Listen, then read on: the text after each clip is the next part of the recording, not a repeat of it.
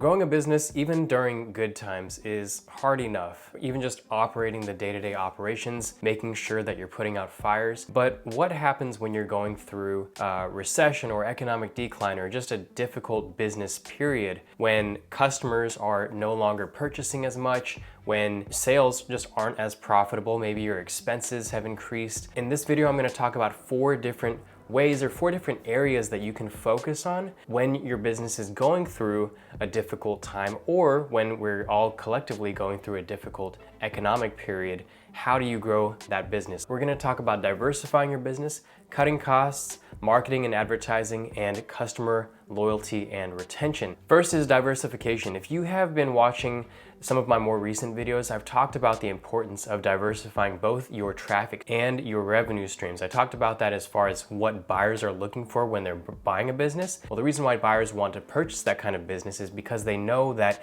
if that traffic stream or that revenue stream declines during a specific time in the future, then the business as a whole is less susceptible to just failing overnight. The same goes for you. If you own a content site, for example, and you're heavily reliant on organic, what I would say is consider adding another traffic channel. One option is building an email newsletter, and that still allows you to drive organic unpaid traffic, but it is traffic that you essentially own. And you also have, as we'll talk about a little bit later, the opportunity to connect with your audience and potentially continue selling to your existing customer base. If you own an e-commerce store, maybe you run an Amazon FBA business that is heavily dependent on Amazon organic and Amazon PPC, maybe you can consider building out your social media channels or also an email list, or even running external paid advertising. But you'll have to be a little bit careful about that, because if you don't know what you're doing, you could end up spending a lot more money on just non-profitable, inefficient ads. Make sure that if you are getting into that you're starting off small and building up your budget over time as you see what works,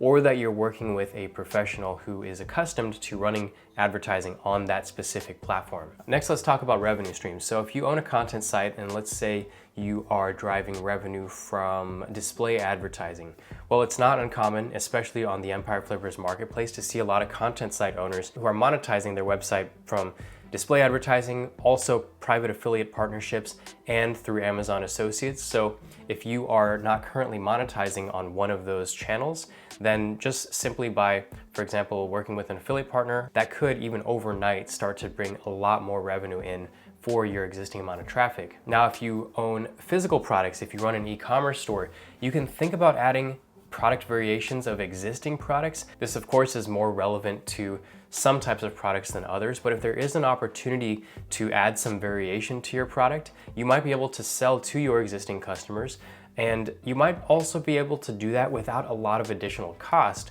Especially if you have a relationship, a long-term relationship with your supplier, you might be able to negotiate something where the overall order size is the same, but within that order size, you have now ordered some product variations. Maybe it's color variations of some type of clothing or something like that. All right, so that's diversification. Now let's talk about cost-cutting measures. So going back to if you're an e-commerce store owner, the relationship with your suppliers could be key during this time, because you might be able to negotiate a decrease in cost per unit of the products manufactured. You might be able to discuss financing, where you maybe pay a certain percentage upfront for the product that you're purchasing, but you can pay the remaining over a much later period. And I've seen some very competitive agreements that business owners have with their manufacturers. So if you haven't had that conversation with your manufacturer yet, then now could be a great time if you have built that relationship with them. And another point with manufacturing is also the shipping, the cost of shipping that inventory. So you might be able to negotiate with your manufacturer about storing inventory at their location and shipping it directly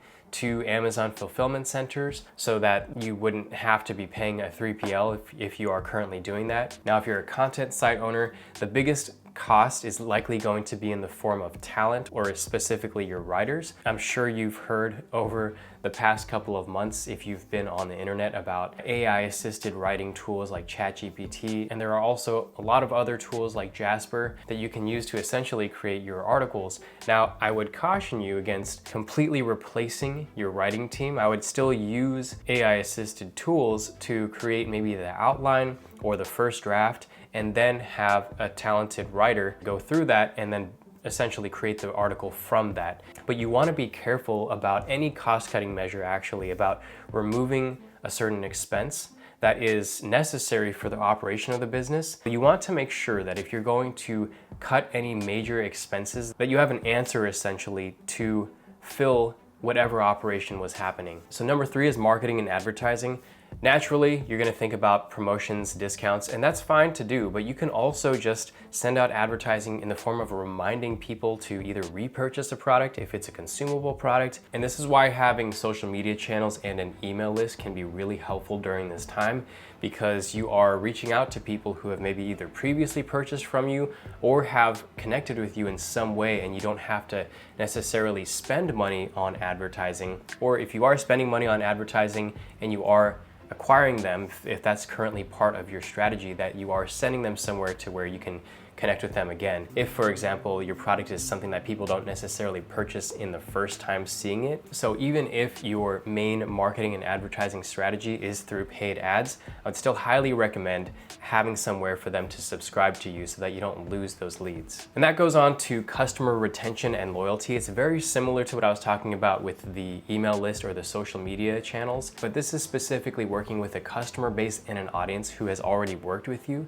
and who knows you and who trusts you ideally. So retaining your customers can be far more cost effective than finding new customers. Building long-term relationships can encourage them to make repeat purchases, but it also creates the opportunity for word of mouth because you've built ideally these brand evangelists for you who will then tell their family and friends about your product, thereby making even more cost-effective customer acquisitions. Focusing on ways to connect with your audience can be the thing that really changes your business. And you can do this on an email newsletter or social media channels where you're essentially sending out information. It doesn't have to be product information or reminding them to purchase, but it can be in the form of providing tips or educational resources on how to use the product or just things that they would be interested in. It could also be in the form of just personalizing your interaction with your audience, maybe having them reply to your message and engaging in one-to-one conversations with your customers.